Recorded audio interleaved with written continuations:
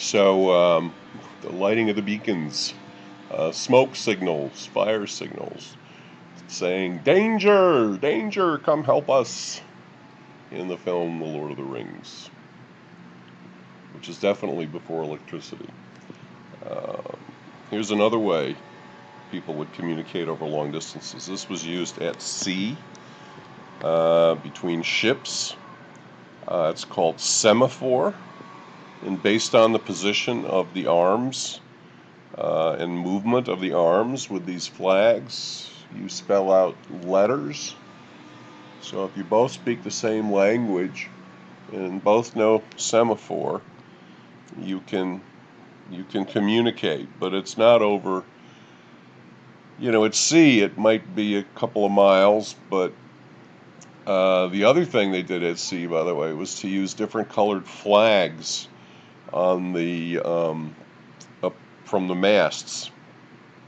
Different colored flags were different signals. For instance, if it was a military squadron, they would agree that a blue flag meant attack, for instance. So that was another way they could communicate over distances. Another way, before electricity, was here in the U.S., the Pony Express. I don't know if any of you have ever heard of this. This was out west,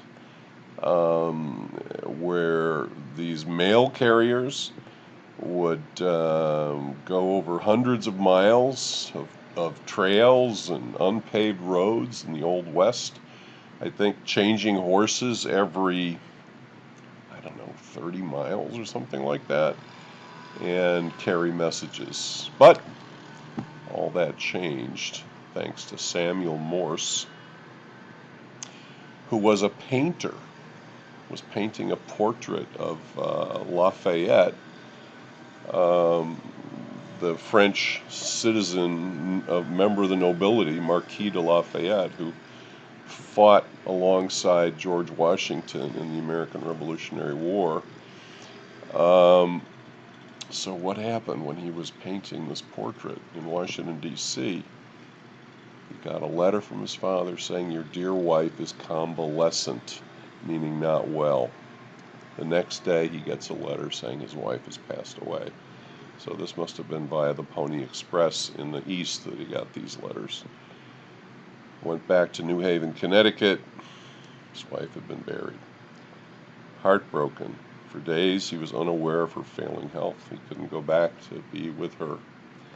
He decided to explore a means of rapid, long-distance communication.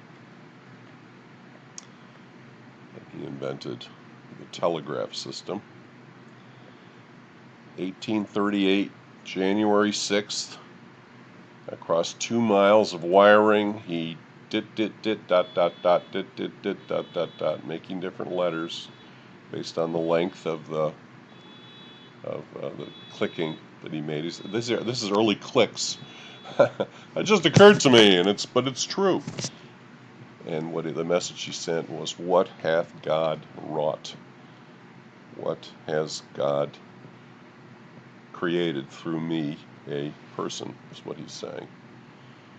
Telegraph depended on wires that were quickly strung along railroad tracks, because the railroad was also coming into being at this time, powered by steam engines. And railroad tracks had right-of-way to travel across states, cities, counties, everything, over rivers. And so the telegraph companies asked for the rights to string their wires along, and I'm sure paid something for it. 15,000 miles in the Civil War, which was fought between 1860 and 1865, laid purely for military purposes. Lincoln would regularly visit the telegraph office. He'd leave the White House all times of the day or night, and he'd get news right back from the battlefields. It could be 100 or hundreds of miles away. Dash, dash, dash, those signals pulsing across, thanks to electricity, telegraph wires, told them whether they'd won or lost, and gave some basic information.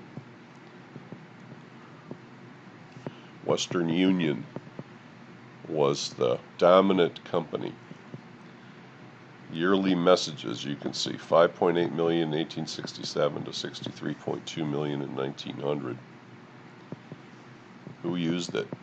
Post offices, as you can see, railway stations, stock exchanges, some newspapers, the largest internationally important corporations and wealthy people could receive telegraph messages.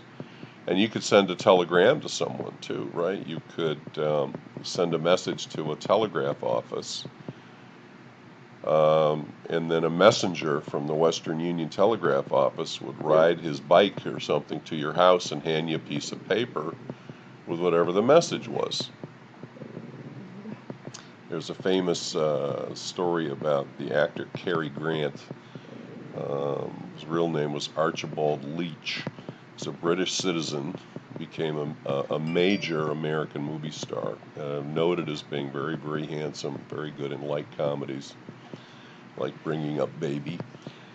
When he was a little older, maybe in his 50s, he was in England, I believe. He received a telegram from a reporter saying, "How old Carrie Grant?"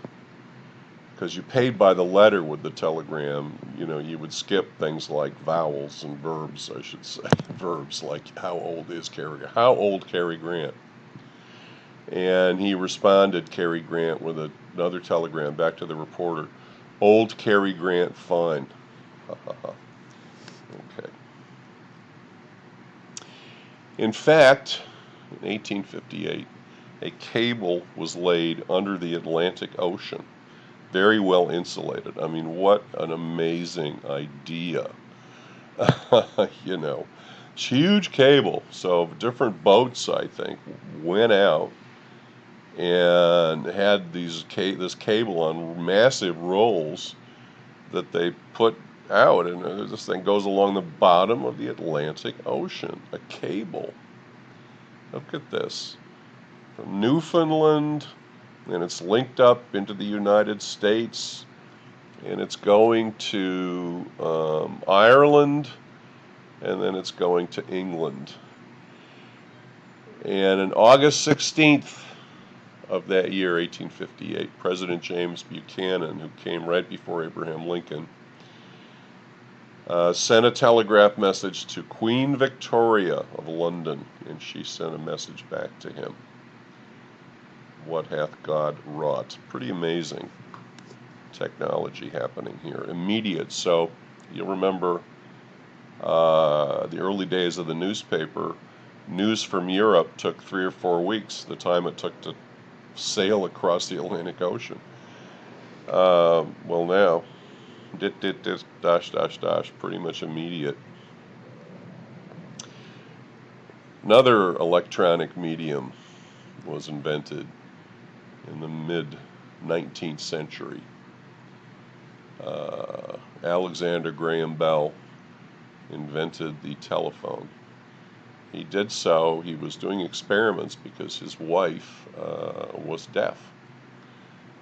And so his experiments having to do with trying to help her hear led to the invention of the telephone. In New Haven, Connecticut, the same place where Samuel Morse lived, was one of the first places where telephones were set up and a business was set up. The Bell Telephone Company. There was a switchboard and wires strung.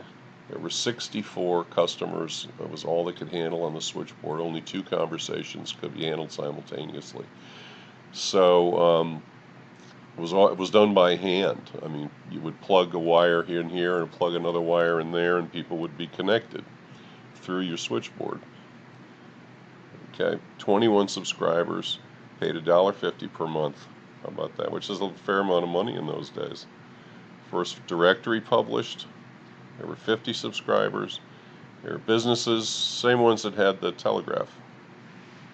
physicians, police, post office, and then some residences. So the phone comes into being. Pretty amazing. That's another amazing invention, isn't it, folks? My goodness. Electricity. Electricity. Starting to make a difference in the world. Edison, who, as we saw, was very involved with early film invention and production. Remember his kinetograph,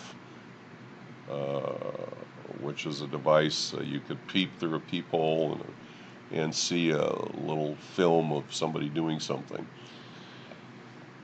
And if we'd studied recording, which we didn't, you'd see that he was also involved in the first recordings of sounds. But after he devised a commercially viable electric light bulb, how do we make a business out of this? How do I get people to put lights into their homes, electric lights, rather than burning kerosene lamps or lanterns, which they had been doing? So he developed a utility to compete with existing gas light utilities. He founded 1880 Edison Illuminating Company, patented a system for electricity distribution, and the first place he did this was at Pearl Street in New York City, where you folks go to school, in 1882, Pearl Street, way down in Chinatown. He switched on the power generation system and had 59 customers with light bulbs in their homes. And he's lighting up the city for the first time using electricity. An amazing step. We're going to stop here, and then we're going to talk more about the development of electricity.